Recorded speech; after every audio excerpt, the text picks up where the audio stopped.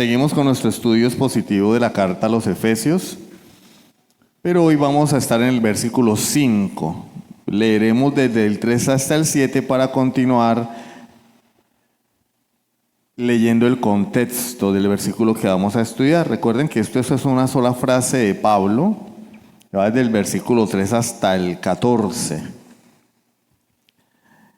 Pero pues no vamos a leer todos esos textos, vamos a leer solamente el 3 al 7, ¿listo? Para tener en cuenta el contexto. ¿Ya lo tienen? Bendito sea el Dios y Padre de nuestro Señor Jesucristo, que nos bendijo con toda bendición espiritual en los lugares celestiales en Cristo, según nos escogió en Él antes de la fundación del mundo, para que fuésemos santos y sin mancha delante de Él, en amor habiéndonos predestinado para ser adoptados hijos suyos por medio de Jesucristo, según el puro afecto de su voluntad, para alabanza de la gloria de su gracia, con la cual nos hizo aceptos en el amado, en quien tenemos redención por su sangre, el perdón de pecados, según las riquezas de su gracia. Amén. Vamos a orar. Señor, gracias por estas riquezas que tú has derramado sobre tu pueblo, sobre tus escogidos. Aunque sea difícil entenderlo, tú decidiste amar a un pueblo soberanamente para salvarlo. No porque hayas previsto algo en ese pueblo, sino por amor a ti mismo, por tu amor. Señor, ayúdanos a ejercer la fe para aceptar esta enseñanza. No es una doctrina que tenga que estar enclaustrada en un seminario o en un instituto. Es una doctrina que está en tu palabra y por lo tanto nuestro deber como creyentes es no solo estudiarla, sino vivir a la luz de esta gran verdad. Somos tu pueblo, elegidos desde antes de la fundación del mundo, en amor en Cristo Jesús, para ser santos y sin mancha delante de ti. Señor, ayúdanos a contemplar la grandeza de tu salvación a la luz de la eternidad y saber, tener presente que grande es tu amor al haber escogido criaturas caídas, pecadores, enemigos tuyos, para hacernos tus hijos. Alabado sea tu nombre. Oramos en el nombre de Jesucristo. Amén. Leímos en la introducción la historia de Jacob y Esaú, ¿cierto? Cómo Jacob y Esaú vinieron a este mundo. Recordemos que esto es una microhistoria que es parte de una historia más grande. ¿Cuál es la historia más grande? Bueno, Dios llamó a Abraham de Ur de Caldea y le prometió que en su simiente, no sus simientes, en su simiente, y Pablo lo aclara en Gálatas, esto es Cristo es la simiente de Abraham, serían benditas todas las naciones de la tierra. Todas las naciones de la tierra, sin distinción, serían benditas en Cristo. Esa fue la promesa dada a Abraham. Le prometió un hijo llamado Isaac, pero Sara era estéril. Sara era estéril. Dios pone en peligro su promesa. Él promete darle un hijo, pero no se lo da porque ella era estéril y él era un anciano. Pero Dios es fiel a su promesa. En el tiempo ordenado por Dios, Sara concibe y tiene un hijo de Abraham, Isaac. Isaac es llevado al monte Moría por orden de Dios para sacrificarlo. Dios le dice: sacrifícame tu hijo, ofrécemelo. Obviamente, Abraham no sabía hasta dónde iba a llegar el asunto, pero Dios ya lo había ordenado. A Dios se le acusa de ser un Dios sin amor porque le pidió a Abraham que sacrificara a su hijo, pero es que Dios no iba a permitir que lo hiciera. Estaba poniendo a prueba su fe. Y Abraham tenía tanta fe en Dios que Abraham dijo, yo lo sacrifico y Dios me lo resucita. Hebreos capítulo 11. Porque Dios me prometió que de Isaac, en Isaac te será llamada descendencia, no en otro. Yo sacrifico a Isaac y así tenga 100 hijos con Sara, no va a ser de ellos, porque Él me prometió que sería en Isaac. Yo lo sacrifico y Él me lo resucita, Él me lo devuelve. Ese era el nivel de la fe de Abraham, por eso fue llamado Padre de la Fe. Dios no permite que este joven sea sacrificado, sino que provee una víctima para el sacrificio, prefigurando a Cristo. Isaac crece y se busca una esposa para él y resulta que se casa con una pariente suya llamada Rebeca. La promesa sigue en pie. En Isaac te será llamada descendencia. Pero resulta que Rebeca también era estéril. Y nos lo dice el capítulo 25 de Génesis. Era estéril. Dios da la promesa y pone en peligro su promesa para probar la fe y para darnos una lección de que Él tiene todas las cosas bajo pleno control. Pero ¿qué sucede?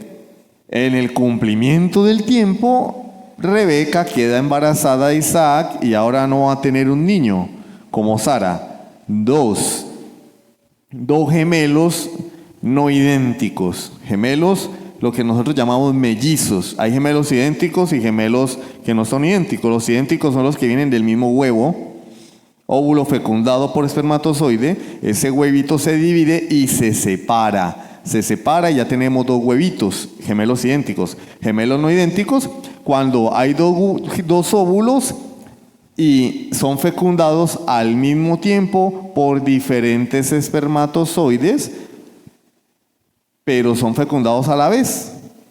Tenemos dos huevos que no tuvieron nada que ver el uno con el otro. Se gestan al mismo tiempo y nacen al mismo tiempo, pero no proceden de la misma fecundación. Por eso los gemelos idénticos son ¿qué? Idénticos. Y los otros son mellizos, que pueden ser incluso de diferente sexo, niño y niña. Los gemelos idénticos son del mismo sexo porque son idénticos, con el mismo ADN. Bueno, estos no eran idénticos, pero eran gemelos mellizos, concebidos al mismo tiempo y alumbrados, es decir, fueron dados a luz al mismo tiempo. Después Jacob consigue esposa, se enamora de Raquel. Adivinen, Raquel era estéril, pero Dios tiene todo bajo su control. Qué casualidad que las 3 esposas de los patriarcas eran estériles, ¿no? Eran estériles, pero Dios tiene todo bajo control porque Él es soberano y Él es el que tiene el poder y el señorío sobre todas las cosas. Pero el punto relevante aquí es el nacimiento de Jacob y Esaú. 2 naciones hay en tu vientre, Rebeca, pero el mayor servirá al menor. ¿Cuál era la tradición y la costumbre? Que el mayor fuera el heredero, el primogénito, quien heredaba la mayor parte de la riqueza de papá y la bendición. Y contrario a lo que pudieran pensar cualquier persona, Dios dice, no, el mayor va a estar por debajo. Quien va a heredar va a ser el menor. El mayor servirá al menor. Ya estamos viendo ahí cómo el Señor no está sujeto a ninguna ley ni a ninguna tradición, porque Él le otorgó desde antes de nacer la primogenitura al menor, que sería llamado Jacob. Nace Esaú y cuando viene el segundo, tenía su mano aferrada al tobillo de Esaú, Jacob. Venía agarrado ahí, como diciéndole, no te descuides porque yo voy ahí detrás, te piso los talones, yo voy detrás de ti. Y le pusieron por nombre Jacob. Bueno, esto aquí podemos ver que antes de que nacieran Dios ya les había determinado un futuro. ya había fijado un destino para estos dos niños. Pregunta, ¿y qué derecho tiene Dios? Todo el derecho, porque Él es Dios. El mayor servirá al menor.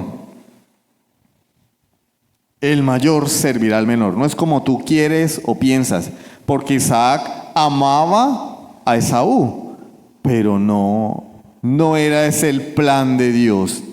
El mayor servirá al menor, y no habían nacido, y como dice Romanos 9, no habían hecho ni bien ni mal. No habían nacido. Y ya Dios había ordenado el futuro de estos dos niños. Lo que nos revela esta historia, ¿sí?, a la luz de Romanos 9:11, por favor, vámonos a Romanos 9:11, porque vamos a estar usando ese pasaje de Romanos en el que Pablo nos explica Génesis 25. Es el pasaje didáctico que nos explica Génesis 25. Romanos capítulo 9, versículo 12 y 13. Se le dijo, el mayor servirá al menor, como está escrito, a Jacob amé, mas a Esaú aborrecí. A Jacob amé. ¿Cuándo lo amó? Si leemos el contexto de Romanos y tenemos en cuenta Génesis 25, lo amó antes que naciera. Señor, pero ¿cómo pudiste amar a Jacob si no había hecho ni bien ni mal? Bueno, porque el amor de Dios es soberano. Ama a quien Él quiera. No le debe su amor a nadie. La matraca de la iglesia hoy es que Dios tiene que amar a todo el mundo. Ese es el discurso. Eso es lo que se promueve. Un Dios, al igual que el catolicismo romano, debe amar a todo el mundo. Dios es amor. Tanto así que en el catolicismo romano ya nadie va a ir al infierno, porque el infierno no existe. Orígenes de Alejandría creó un sistema teológico en el cual hasta Satanás se puede salvar, porque Dios es amor. Nadie va a ir al infierno. Todo el mundo, hay una frase popular, todo el mundo merece una segunda oportunidad. Ese es el decir de la gente. Todo el mundo merece una segunda oportunidad. Y la Biblia dice no, lo que todo el mundo merece es la condenación. Dios no le debe, atentos hermanos, no le debe segundas oportunidades a nadie. Repito, como ya lo he hecho en otras ocasiones, Dios no te debe nada a ti. Absolutamente nada. Nada de nada. Esta historia nos revela a la luz de Romanos 9 que la elección de Dios no nace de las virtudes del hombre. Dios no elige en virtud de las capacidades o acciones humanas. No habían nacido los niños. Dios elige con base en su amor soberano. Amor, sí, pero su amor es soberano. Él ama a quien Él quiere amar. No hay ninguna ley por encima de Dios, hermano. Nosotros, lamentablemente, la iglesia moderna se ha puesto en el trono de Dios y ha sentado a Dios en el banquillo de los acusados y le ha impuesto a Dios reglas que Dios tiene que obedecer. Tú tienes que respetar mi libre albedrío. Tú tienes que amar a todo el mundo. Tú tienes que darle a todo el mundo la oportunidad de ser salvo. No, Dios no tiene que. Así de sencillo. Él es Dios. Él es el legislador universal, el creador y dador de las leyes. Él es su propia ley. Él no obedece a nada ni a nadie. Si Él obedece a alguien, no es Dios y es un simple ser humano sentado al lado tuyo. Él es el Señor. Ante su presencia, ante su voz, tiembla la tierra. Los demonios tiemblan ante la presencia de Dios. Los querubines cubren sus ojos y sus pies ante la presencia de Dios. La iglesia moderna lo sienta en el banquillo de los acusados y le exige, le reclama y cuestiona las decisiones de Dios. Mire qué tan lejos ha llegado el ser humano. Hablamos de evolución, yo diría involución. El ser humano va hacia atrás. Y la iglesia, lamentablemente, en términos generales, va con la humanidad de la mano hacia atrás.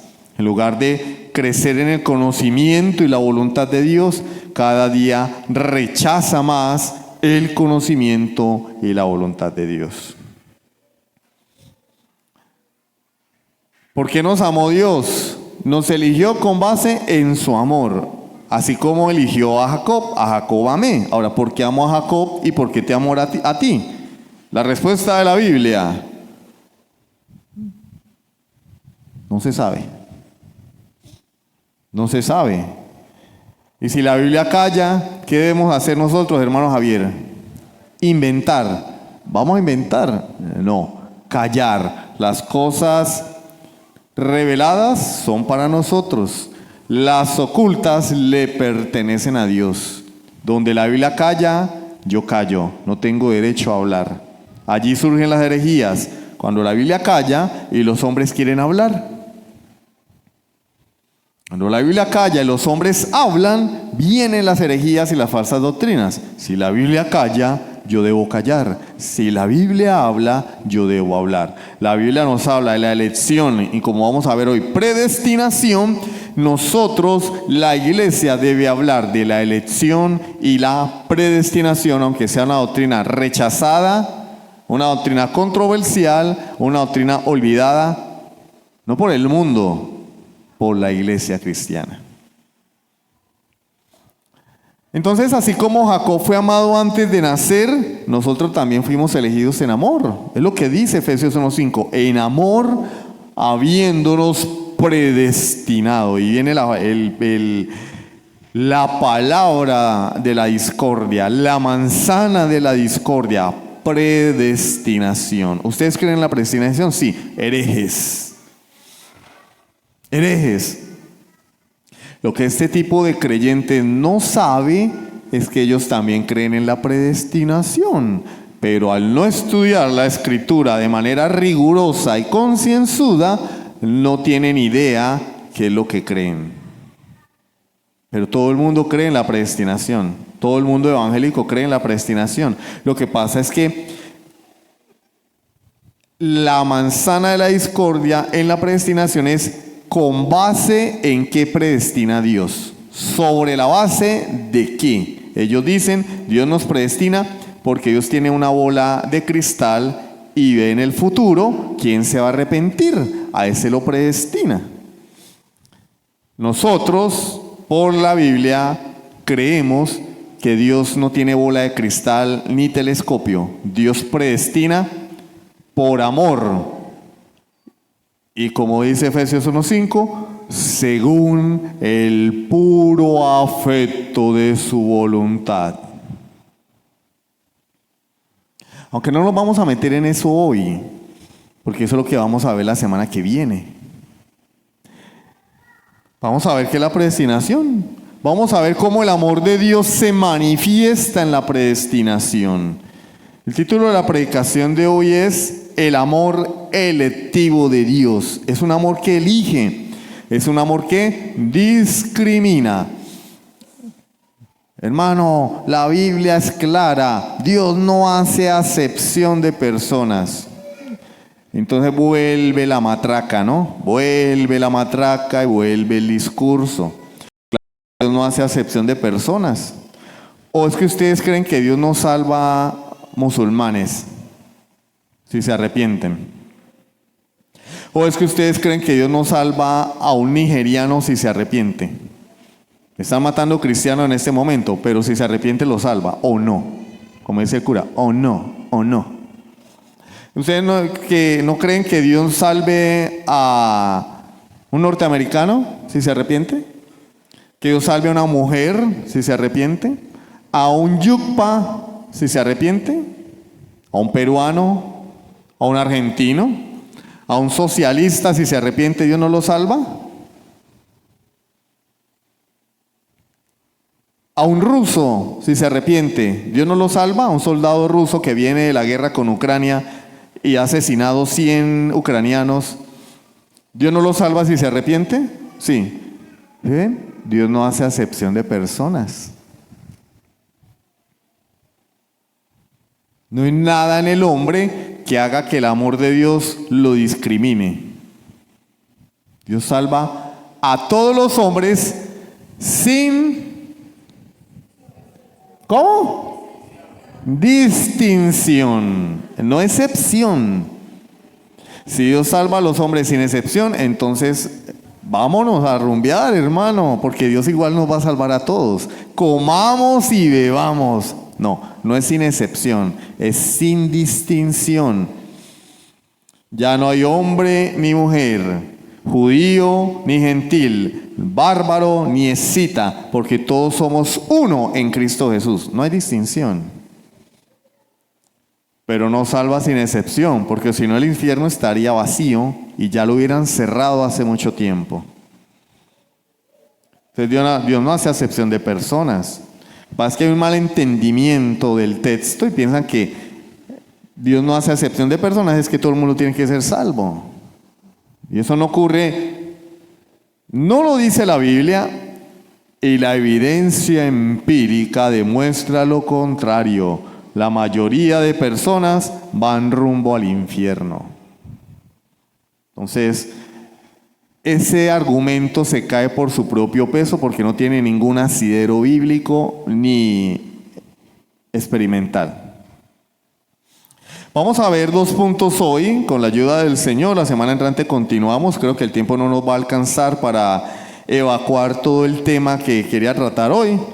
Pero como la intención no es alargar la predicación para que tengan dulces sueños, pues vamos a tratar de ver solamente los 2 primeros puntos.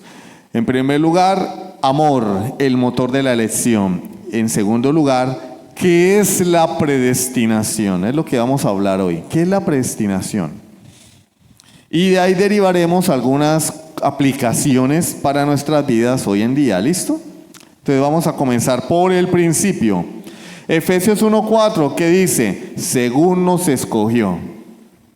Ahí está el detalle, dijo Cantinflas. La cristiandad moderna dice que Dios no puede elegir, que Dios tiene que salvar a todo el mundo. Repito, Dios no tiene que, porque Él es Dios.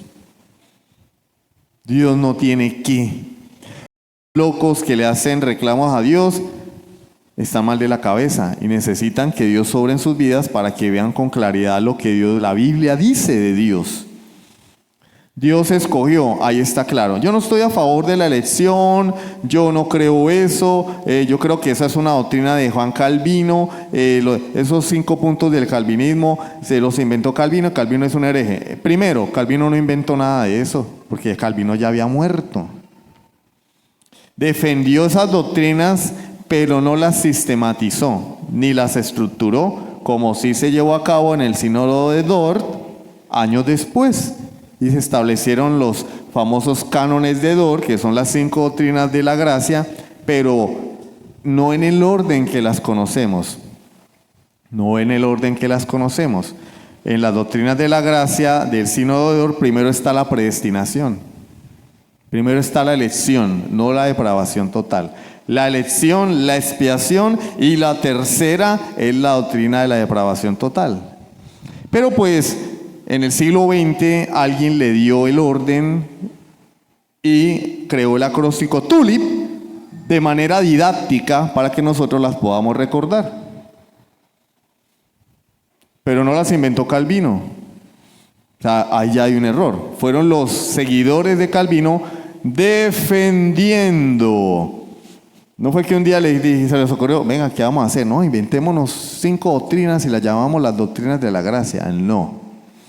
Defendiendo a la iglesia del ataque de unos hombres llamados los remonstrantes, seguidores de Jacobo Arminio, a quien la iglesia llamó hereje, por, en pocas palabras, enseñar que la salvación se pierde.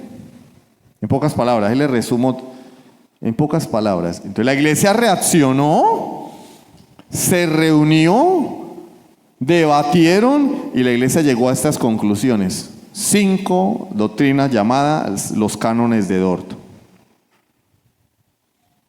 Esto no lo inventó Calvino, lo inventó la iglesia.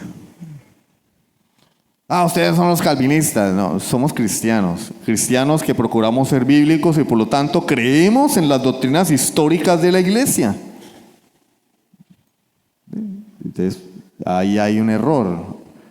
Somos seguidores de Calvino. Calvino tuvo razón en muchas cosas, pero también se equivocó en otras cosas. Somos paulinos. Seguimos las enseñanzas de Pablo, que defendió San Agustín, que defendió Lutero, que defendió Calvino. Y las defendemos hoy. Pero apuntemos más arriba, somos paulinos. Pablo, apóstol de Jesucristo. Somos cristianos.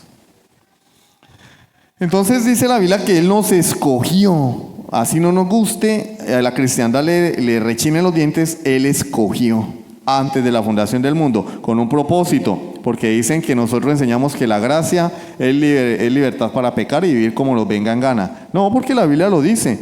Nos escogió para ser santos y sin mancha. El que cree en la elección, cree que tiene que vivir en santidad. O si no, no cree en la elección. Lo que nos dice este texto es que la elección es un acto soberano. ¿Cuándo se llevó a cabo? Antes de la fundación del mundo. ¿Cuál es la base de la elección? En Cristo, el pacto que Dios había hecho por Cristo, así como David sacó a Mefiboset de Lodebar, no por Mefiboset, por amor a Jonatán. Dios nos salva por el pacto que hizo en la eternidad con su Hijo Jesucristo, para hacernos semejantes a Él, santos y sin mancha. ¿Y cuál es la motivación de Dios para hacerlo? Versículo 6. En amor. El amor de Dios. El amor que no es el negocio que nosotros llamamos amor, porque el amor nuestro es: vamos a ver qué hay en ti que me atraiga. Algunos buscamos la novia o la buscábamos con tales requisitos, ¿no? O si hay algo en ella que me guste. No, ella no, porque ella tiene mal aliento. Entonces ya hay algo es que no te gusta. Tú buscas una que tenga aliento bueno, que huela rico, que tenga estas características. Me gustan blancas, me gustan todas las mujeres, dice la canción, ¿no? Me gustan blancas, me gusta morena, me gusta alta, me gusta bajita, me gusta así, me gusta asado. Pero si no hay características físicas, buscamos características morales, intelectuales. Algunos buscan económicas, o algunas buscan características económicas, pero siempre hay un interés. Y a eso le llamamos amor, que por causa del pecado no es otra cosa sino un negocio. Yo la quiero cristiana, una sierva de Dios. O sea, tú buscas en ella algo que te satisfaga para poderla amar. ¿Sí ven? Que es un negocio. El amor del hombre es un negocio, pero el amor de Dios no. Dios amó lo que Él debería aborrecer, lo que Él más debería odiar. ¿Sí ven la diferencia entre el amor de Dios y el amor del hombre? El amor de Dios no es como el de nosotros, es perfecto el amor de Dios. Y es ese amor el que motiva la elección. Dios te eligió porque te amó, no como amamos nosotros. Por eso tenemos que elevar un poco más nuestro pensamiento, subir al trono de Dios para comprender tan solo un poco quién es Él y cómo ama. No bajar a Dios del trono y sentarlo aquí al lado y decir, bueno, yo creo que el amor tuyo es como el mío. Yo amo a la que me gusta, a la que me hace bien, a la que vive conmigo. O una frase llena de total ignorancia. El amor más cercano al de Dios es el amor de una madre. ¿Cómo así que el amor más cercano al de Dios? Y las mamás no se ofendan, no me vayan a mirar mal ni me vayan a crucificar. Es que no hay nadie como Dios. Eso es marketing. No hay nadie como Dios. ¿A qué cosa me haréis semejante? Dice el Señor. Hermanos, si los padres de la iglesia, los reformadores, escucharan eso, yo creo que rasgarían sus vestiduras. El amor más cercano al de Dios es el amor de una madre. No, tú amas a tu hijo porque lo llevaste en tu vientre. Lo amas porque es tu hijo. Eso no se parece en nada al amor de Dios, porque repito, Dios amó lo que era más horrible para él. Dios amó a sus enemigos. Dios amó, 1 Corintios capítulo 1, a lo vil y menospreciado. Tú amas a tus hijos porque tú los llevaste en tu barriguita 9 meses, los amas porque son tuyos, los amas porque proceden de ti, los amas porque se parecen a ti. No, Dios amó a lo que no se parecía a Él. Amó lo que Él debería aborrecer y destruir. El amor del hombre no se parece al amor de Dios. Porque somos una raza caída. Es comparar el amor de Dios al del hombre. El amor del hombre se queda corto al lado del amor de Dios. El de Él es perfecto. Por eso es que Jesús nos dice, si tú amas al que te ama, ¿qué recompensa tienes? En el Sermón del Monte, lo mismo hacen los que no conocen a Dios. Ama, ¿a quién? ¿A quién? A tu enemigo. Eso sí es amor de Dios. Y por eso Dios nos lo ordena. Él es hijo de Dios. Bueno, haz como yo, dice el Señor. Ama a tu enemigo, porque yo te amé a ti y tú eras mi enemigo. ¿De nada, cierto? Pero es lo que la Biblia dice, hermano. Y hay que enseñarlo, hay que creerlo y hay que vivirlo. ¿Qué dice Deuteronomio 7 del 7 al 8? Deuteronomio capítulo 7, versículos 7 al 8. Deuteronomio capítulo 7, versículos 7 al 8. Porque Dios amó a la nación de Israel. Dios la eligió, ¿no?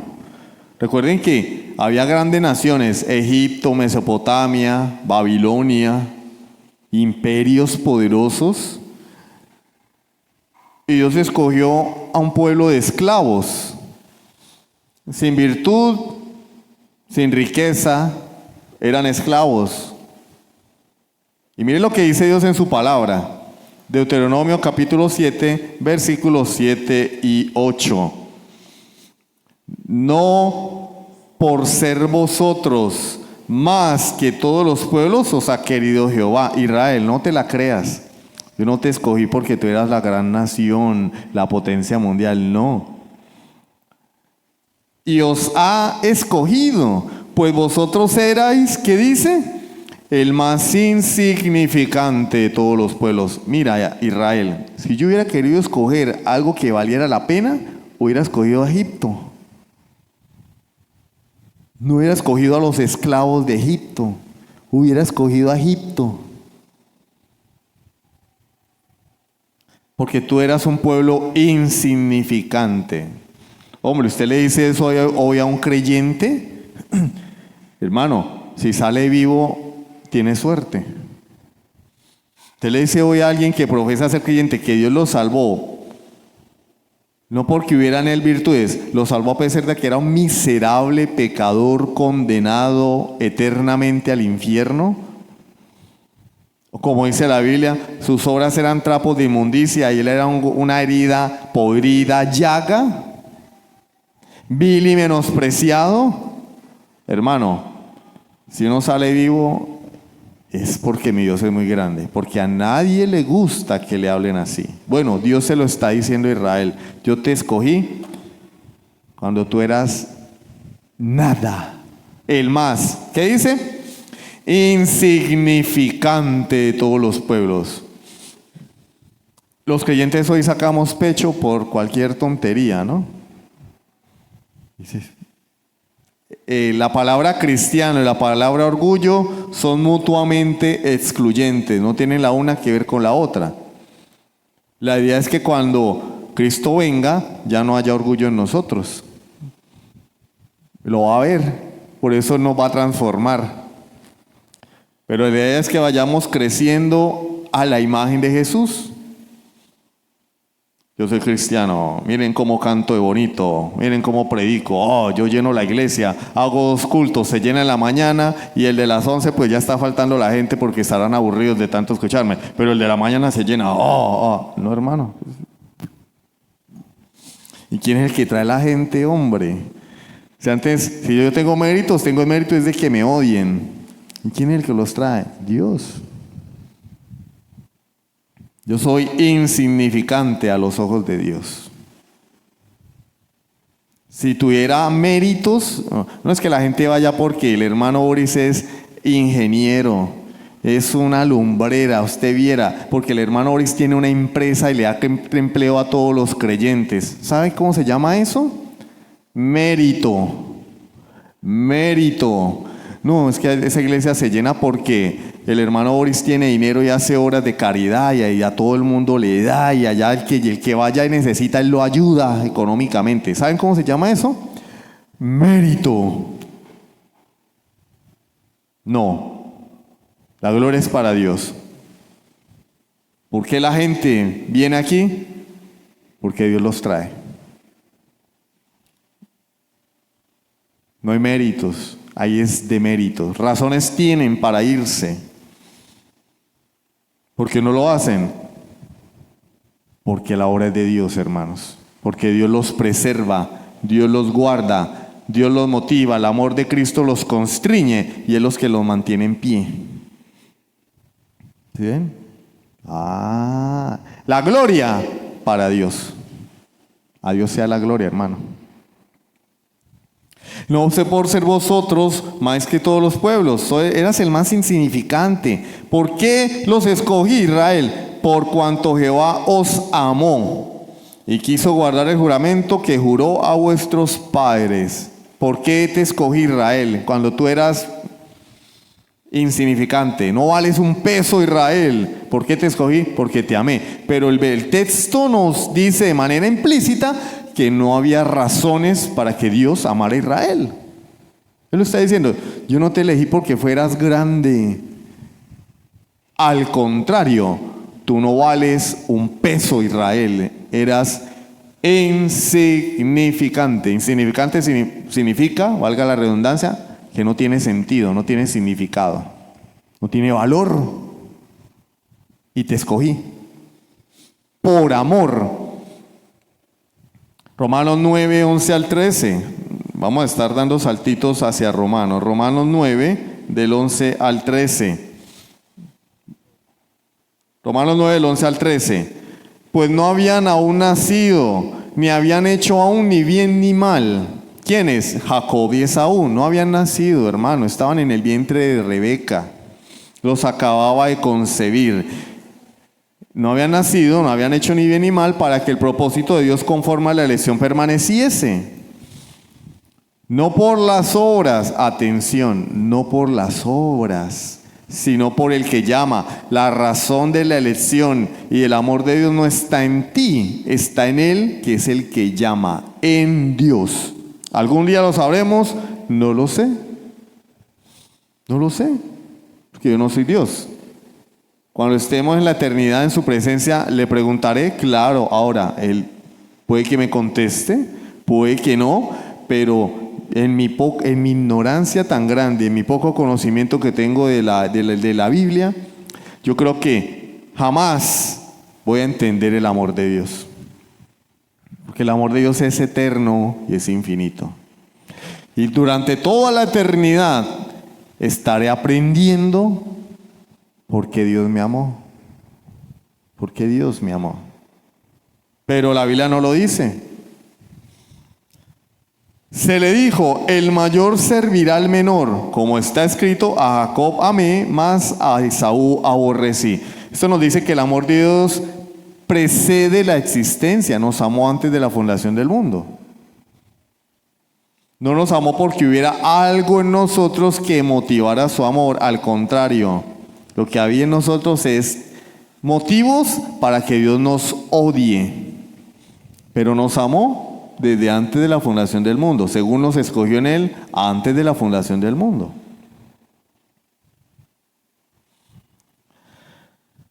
Esto también nos enseña que su amor no responde a virtudes o bellezas que haya en nosotros. No fue que Él vio en el futuro, no, Él no puede ver nada en el futuro porque Él es Dios, Él todo lo sabe. Él no puede prever, como enseña el arminianismo, que fue que Dios vio en el futuro con el telescopio o con la bola mágica y por eso decidió salvar. No.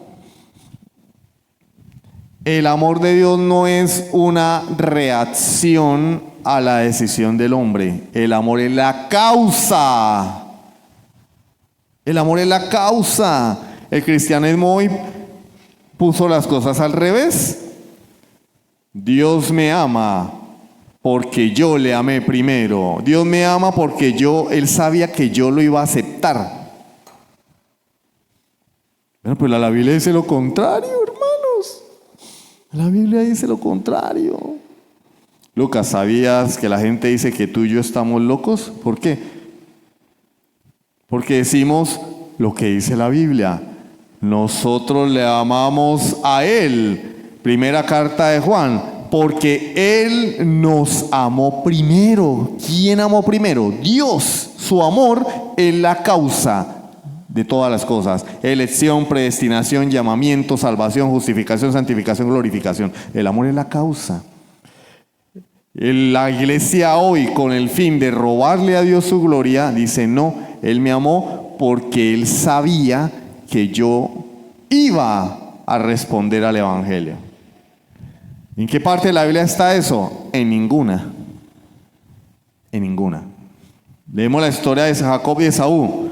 No habían nacido aún, no habían hecho ni bien ni mal, y Dios ya había decretado a quién iba a amar, a Jacob.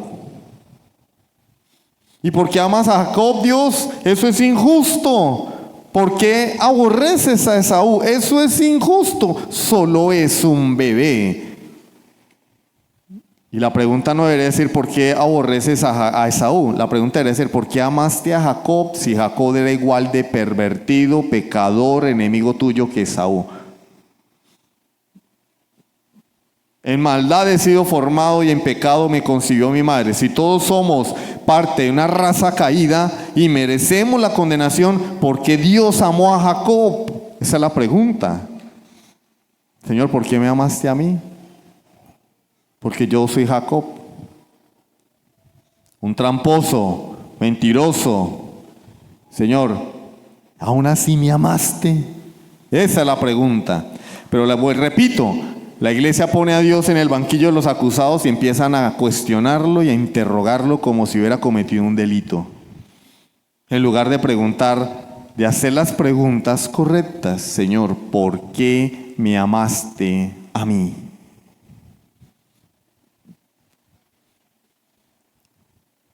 Dios no nos eligió porque fuésemos fieles o porque previó algo en nosotros. Nos amó desde la eternidad y por eso nos eligió para hacernos suyos, santos y sin mancha delante de Él.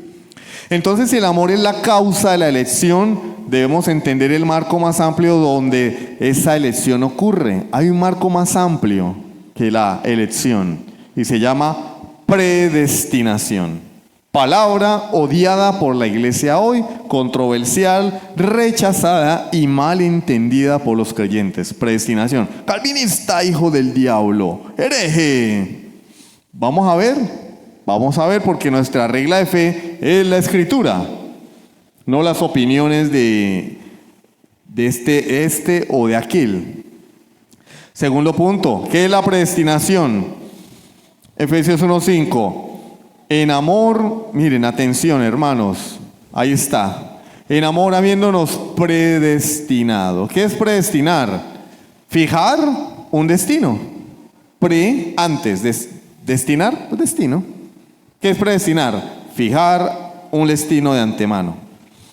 ¿Qué es lo que hacen los papás con los hijos? La iglesia hoy tiene la capacidad intelectual y la disposición a comprender que cuando papá y mamá conciben un niño y saben que tiene la mujer 1 mes, 2 meses de embarazo, entendemos que tomen decisiones sobre el niño. ¿Qué nombre le van a poner? ¿A dónde va a ir a estudiar? ¿Cómo lo van a vestir? ¿Sí o no? ¿Estás embarazada? Sí, mi amor. ¿Y ese pote para qué es? Para la universidad de mi hijo. Y empiezan a echar plata ahí. O ya tengo que abrir una cuenta.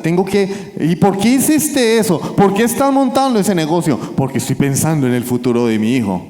¿Ya le preguntaste? Yo quiero que él estudie en tal universidad o en aquella universidad. Los defensores del libre albedrío hacen eso. No, pero el libre albedrío. ¿Y tú respetas el libre albedrío de tus hijos? ¿Le preguntaste tan solo a tu hija si quería llamarse así? ¿Le preguntaste? Yo quiero que mi hijo estudie lo que estudié yo. ¿Le preguntaste? Entonces el libre albedrío es cuando nos conviene, ¿no? Pero cuando no nos comportamos como Dios, le queremos manejar la vida a nuestros hijos. ¿Eso está mal? No. ¿Y entonces por qué juzgamos a Dios? Hijo, tú vas a ir a tal universidad. Tengo una empresa. Yo quiero que mi hijo siga mis pasos y administre mi empresa. Yo quiero que mi hijo aprenda el arte de su papá. Madres que visten a sus niñas igual. ¿Le has preguntado si a tu hija le gusta verse como tú?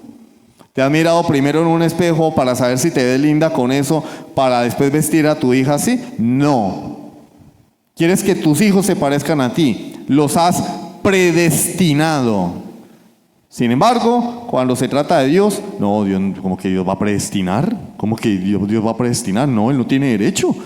Todos merecen una segunda oportunidad. Todos merecen ir al cielo. Todos merecen. No, hermano. Qué hipocresía la del ser humano, incluyendo a los creyentes. ¿Se atreven a juzgar a Dios cuando hacemos lo mismo? Hasta escogemos en qué clínica debe nacer nuestro hijo. Mi hijo va a nacer en tal hospital con el doctor Chucho, que fue el que atendió a mi mamá cuando yo nací. ¿Le preguntaste? No. Entonces, ¿por qué te enojas de que Dios predestine las cosas, de que Dios ordene los eventos? ¿Tú eres más bueno que Dios? No, hace lo mismo. ¿Ven? Nosotros predestinamos a nuestros hijos por gustos tontos. Dios predestina con un propósito, la salvación de su pueblo y la alabanza de la gloria de su nombre. Es un propósito santo. Pero vemos la palabra en la Biblia, no, predestinación, ¿cómo así? Guácala. ¿Qué es la predestinación? De manera breve, decreto eterno que determina el destino final de cada persona. El decreto eterno que determina el destino final, como la película, de cada persona. La predestinación es el marco general. Es el marco general de la historia. Y en la predestinación tenemos 2 rectas, 2 líneas que Dios trazó. Una, elección. Otra, reprobación. Una, predestinación positiva. Otra, predestinación negativa.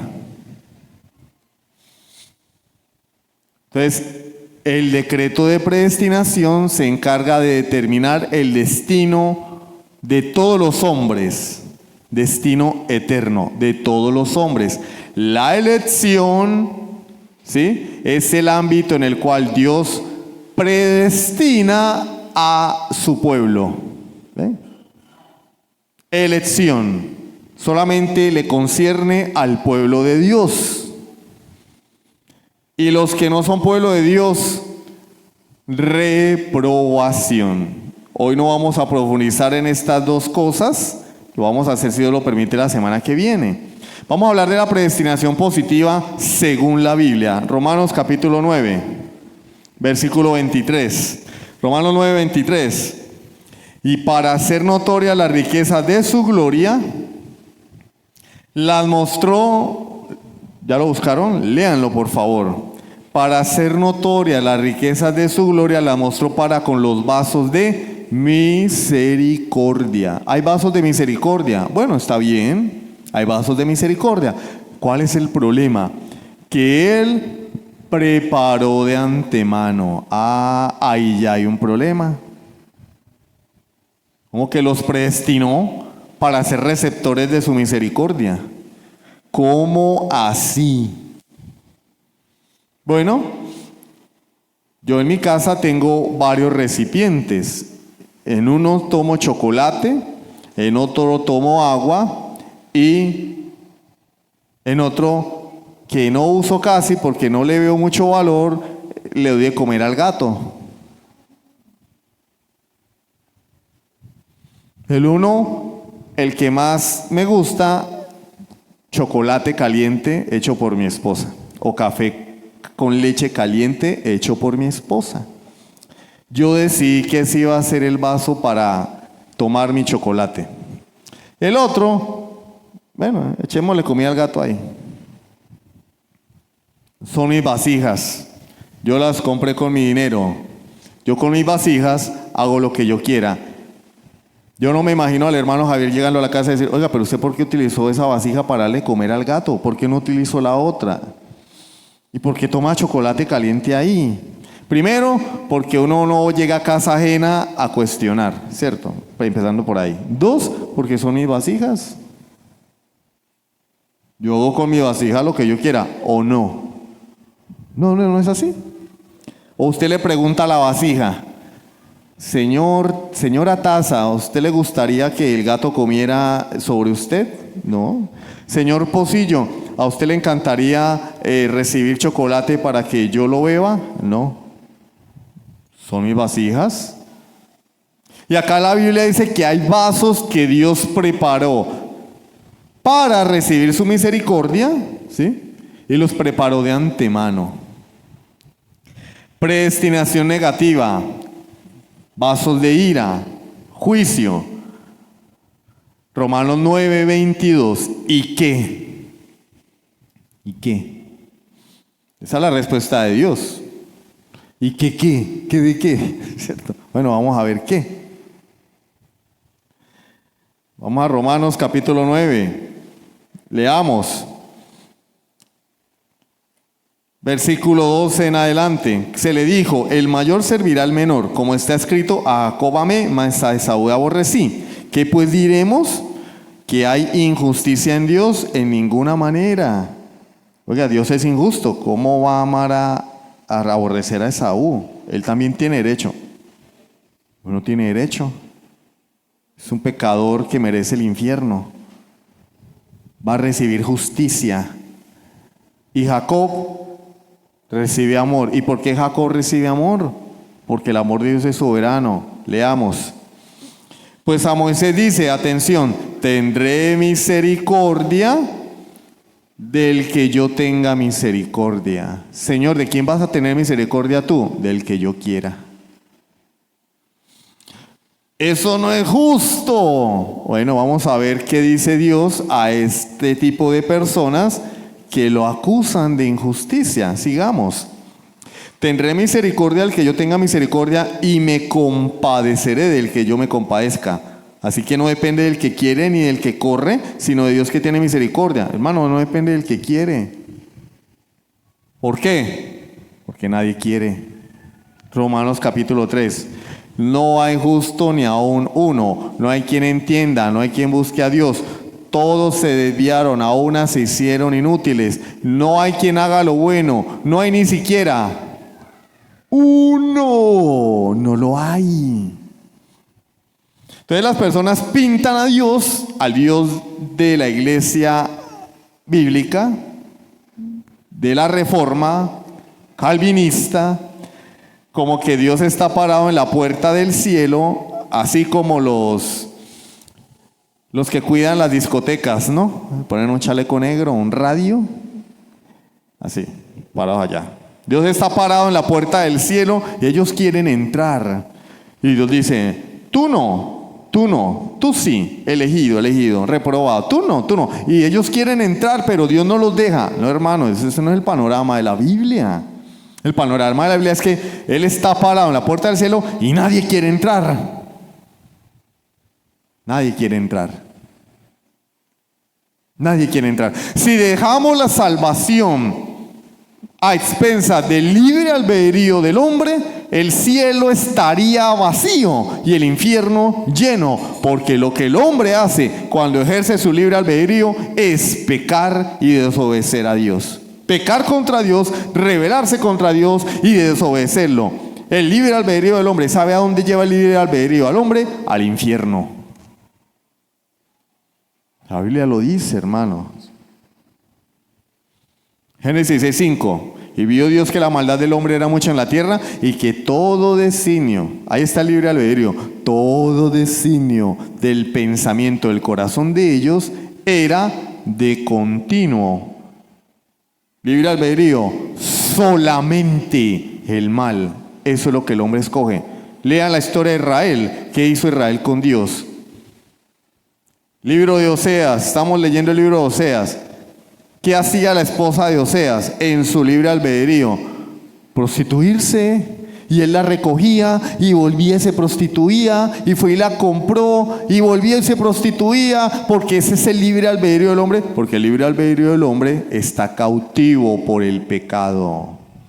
Y para que el hombre venga a Cristo, Dios tiene que liberarlo de la esclavitud del pecado, y ahora, siendo una nueva criatura, libre realmente, ahora sí, ese libre albedrío lo puede ejercer para venir a Cristo. Porque su libre albedrío, ahora sí, es libre. Antes no, su libre albedrío era esclavo del pecado. Pero Dios tiene que obrar. Nadie quiere, por eso no depende del que quiere ni del que corre, sino de Dios que tiene misericordia. Porque la Escritura dice a Faraón, para esto mismo te he levantado. ¿Para qué levantó Dios a Faraón? Porque Dios obró para que Faraón fuera uno de los emperadores más grandes de la tierra. El imperio egipcio. Hombre poderoso. ¿Por qué? Veamos. Para mostrar en ti mi poder y para que mi nombre sea anunciado por toda la tierra. Faraón, yo te levanté. ¿Sabes para qué te levanté, Faraón? ¿Para qué te engrandecí? Para derribarte. ¡Ah! Sí, Señor. Yo te levanté para derribarte. Para que el mundo sepa, para que mi nombre sea anunciado por toda la tierra, para que el mundo sepa que no hay nadie como yo. Para que los pueblos sepan que yo saqué a Israel de Egipto con mano poderosa, con milagros, señales y prodigios. Te levanté para que cuando tú fueses a perseguir a mi pueblo, el mundo recuerde lo que yo hice contigo. Abrí el mar en dos e hice que el mar te tragara a ti y a tu ejército. Y todas las naciones, cuando oían hablar de Israel, decían: Israel, la nación de Jehová, el Dios que los sacó de Egipto con portentos. Y las naciones temían a Israel. Para eso Dios levantó a Faraón. Pobrecito Faraón, ¿por qué Dios no lo salvó? Pobrecito.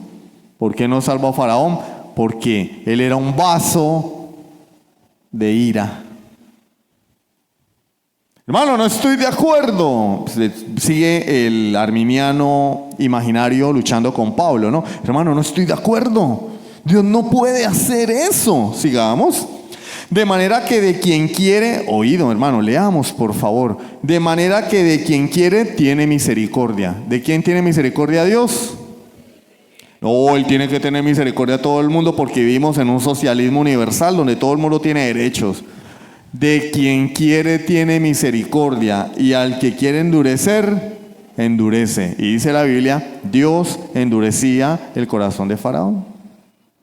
Faraón se endurecía contra Dios.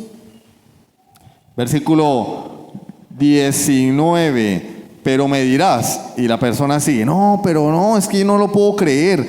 ¿Por qué pues sin culpa? ¿Por qué destruyó a Faraón si Faraón estaba cumpliendo la voluntad de Dios? Dios lo levantó para eso y después le dan la cabeza. ¡Qué Dios tan injusto! Judas fue levantado para que entregara a Jesús, para traicionarlo. Y Dios después le da en la cabeza a Judas. La Biblia dice que es hijo de perdición. No, eso no es justo. Ellos están haciendo la voluntad de Dios. No, la Biblia dice que Judas se entregó a Jesús porque era ladrón. Era ladrón. Algunos enseñan que es que Judas se puso de acuerdo con Jesús para salvarnos a nosotros. Y él llevó la peor parte. No, hermanos, Judas se entregó a Jesús porque era un ladrón pecador. Pero lo que no sabía es que estaba cumpliendo el plan de Dios. Señor, ¿por qué vas a condenar a Judas? ¿Quién ha resistido a tu voluntad? Y entonces Pablo dice, no, ya con usted ya no hay manera de razonar, usted no va a entender así yo le haga dibujitos, ni con la plastilina va a entender. Y entonces lo que Dios hace cuando una persona insiste en buscar respuestas y lo que Dios le dice no le satisface, entonces Dios dice a través del apóstol Pablo, mas antes, oh hombre, ¿quién eres tú para que alterques con Dios? ¿Quién eres tú?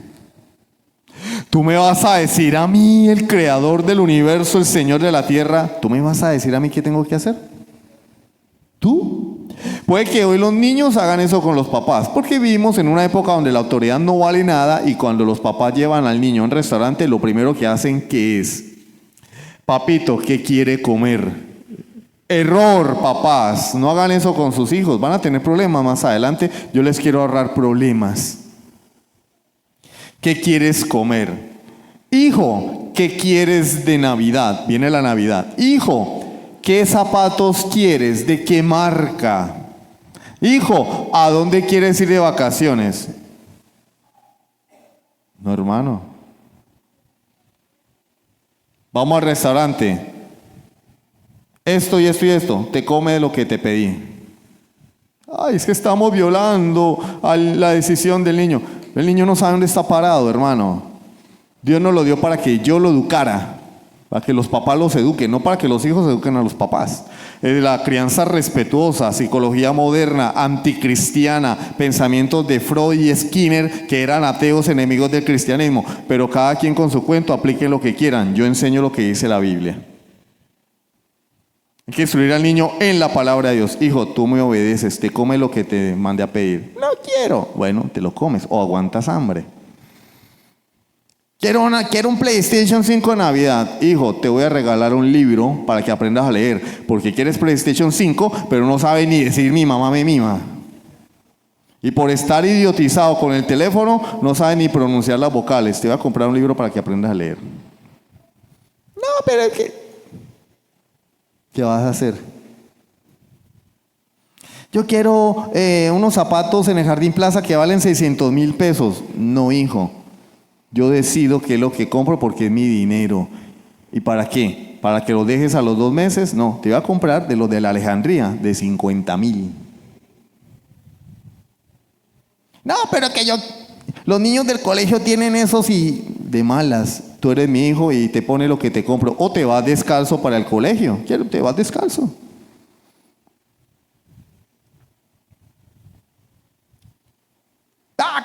¿Quién eres tú? ¿Quién eres tu hijo? ¿Vas a pelear conmigo, que soy tu papá? ¿Vas a discutir conmigo? Dios le dice al hombre, ¿quién eres tú para altercar conmigo? ¿Quién eres tú para altercar con Dios? Dirá el vaso de barro al que lo formó, ¿por qué me has hecho así? Señor, porque soy feo, porque soy pobre. Porque Dios quiso. El problema es que pensamos que merecemos. No, yo debe haber nacido en la familia Trump. Primero, si nazco en la familia Trump, van a decir que soy recogido porque no me parezco en nada a Trump. Yo debe haber nacido en la familia Trump, en la familia Richelieu, en la familia de Onassis. ¿Se acuerdan de Aristóteles Onassis? No, Dios nos... Nacimos aquí, hermano, tercer mundo, a chupar calor y a vivir pobremente, hacia algunos desubicados vivan con ínfulas de grandeza pensando que son ricos cuando son pobres. Pero bueno, cada loco su cuento, ¿no? Hay hombres que creen mujeres, mujeres que creen hombres y pobres que creen ricos. Pero bueno, así es la vida, ¿no? ¿Quién soy yo? Señor, ¿por qué nací? ¿Por qué este es mi papá? ¿Por qué esta es mi mamá? ¿Por qué vivo así? ¿Quién eres tú para que alterques con Dios? ¿Tú, vaso de barro, vas a decirle al alfarero por qué me has hecho así? ¿O no tiene potestad el alfarero sobre el barro? ¿No tiene potestad el alfarero sobre el barro? Claro, el barro no puede chistar y el alfarero hace un vaso, un pocillo, una taza, un jarrón. Y el jarrón protesta, no, pero ¿cómo así? Un matero, el matero protesta, me van a llenar de tierra, van a poner una mata y después el gato me va a usar de baño. Y el alfarero hace la vasija que él quiere. Dios hace con nosotros lo que él quiere, hermanos. Porque no tiene potestad el alfarero sobre el barro, atención, para hacer de la misma masa, hermano. El marihuanero que está en el canal Bogotá ahorita, llevado del vicio, tú y yo somos de la misma masa, no somos mejores. Gracias a Dios yo soy reformado, yo estoy en la iglesia verdadera. Bueno, asegúrate de tu salvación, hermano, porque si sigues pensando así, al infierno vas a ir. Porque la gloria no es tuya, es de Dios. Deja el orgullo. Deja el orgullo, hermano. Yo sí estoy aquí. La misma masa, pecadores. La misma masa, todos pecadores. De la misma masa, un vaso para honra y otro para deshonra. Dios quiso hacer receptores de misericordia elegidos para ser sus hijos y salvarlos, y otros, adivinen, condenación. ¿Y por qué? Porque Él es soberano. Sigamos. ¿Y qué? Pero sigue la respuesta negativa del hombre. ¿Pero cómo así, no? ¿Y qué? ¿Y qué? Papá, ¿y por qué me compraste esos zapatos y yo quería? ¿Y qué? ¿Y qué? Papá, ¿y por qué voy a ir a esta universidad y no a esta otra? Yo quiero ir a la otra. Pues porque yo quiero que vayas a esta. Primero, no tengo para pagar una universidad privada. No voy a venderle mi alma al diablo para que vayas a una universidad privada a perder el tiempo. Te vas a la universidad pública. Valora lo que te estoy dando. ¿Y qué? ¿Cuál es el problema? ¿Y qué? Léanlo, hermano, es que está en la Biblia. ¿Y qué? Hermano, es que usted tiene traumas de la infancia. Yo no. Entonces el traumado es Dios. Así le responde Dios a la persona que no quiere aceptar su voluntad. ¿Y qué? Hermano, es que querramos o no, se hace la voluntad de Dios, hombre. Querramos o no. Es de necios contender con el Altísimo, dijo Job. Es de necios. ¿Y qué? ¿Y qué? Si Dios, atención, queriendo mostrar su ira y hacer notorio su poder, soportó con mucha paciencia los vasos de ira preparados para destrucción. Que a mí no me guste, que yo no esté de acuerdo, que no lo quiera entender, que no me entre en la cabeza, no es problema de Dios, el problema lo tengo yo. Que yo no pueda entender que Dios soberanamente escogió a unos para salvación y a los demás, dice la Biblia, no los escogió para condenación, los soportó, se los aguantó, hermano. A Dios le tocó aguantarse que Faraón fuera grosero con él, que se burlara de Moisés, que esclavizara a su pueblo, hasta que dijo, ya no más. ¿Y qué? Dios soportó estos vasos de ira, atención, preparados para destrucción. Es una doctrina bíblica, está en las Sagradas Escrituras. Que la iglesia lo haya ocultado y no lo quiera enseñar es otra cosa muy diferente. Que los creyentes no muestren interés en esto es muy diferente. Que no le veamos aplicaciones prácticas para nosotros, para nuestras vidas, es muy diferente. Porque esta doctrina es gasolina para el creyente. Señor, si tú me amaste desde antes de la fundación del mundo para ser santo y sin mancha delante de ti, si tú me predestinaste porque me amaste, Señor, yo sé que mi destino ya está escrito. Sé para dónde voy, sé de dónde me sacaste y sé a dónde me vas a llevar. Mi vida no es una serie de eventos que se encontraron, no es un accidente, mi vida no es una lotería, no es un juego de azar. Señor, yo sé para dónde voy. Y ese es mi destino, para allá voy, Señor. Y toda mi vida va a ir enfocada a eso. Y no me voy a distraer con esto, con aquello, no. Porque sé cuál es mi destino. Yo no soy de aquí, soy peregrino. Así la gente se burle, ¿no? No, es que somos peregrinos. ¡Ay, usted es un mediocre! Usted mire los negocios y tal. Y no, hermano, es que yo no... Estamos acá de paso, viejo. Estamos de paso. Dios nos dio un destino eterno. Si somos sus hijos, vamos allá. Hemos sido predestinados para ser hijos suyos, para ser santos y sin mancha delante de Él, hermanos. Y eso es algo que la iglesia debe entender. Y es algo que tenemos que estar dispuestos a asumir y a vivir. El creyente, por eso, aunque es responsable con las cosas de este mundo, no las sobrevalora ni se enfoca en ello. El incrédulo sí. El incrédulo todo el tiempo vive inmiscuido e envuelto en las cosas de esta vida. Por eso el Señor nos dice en 1 de Juan capítulo 2 versículos 15 en adelante: no améis al mundo, ni las cosas que están en el mundo. Si alguno ama al mundo, el amor del Padre no está en él. Debemos amar a Dios. Colosenses capítulo 3. Si pues habéis resucitado con Cristo, poned la mirada en las cosas de arriba, por donde está sentado Cristo a la diestra de Dios.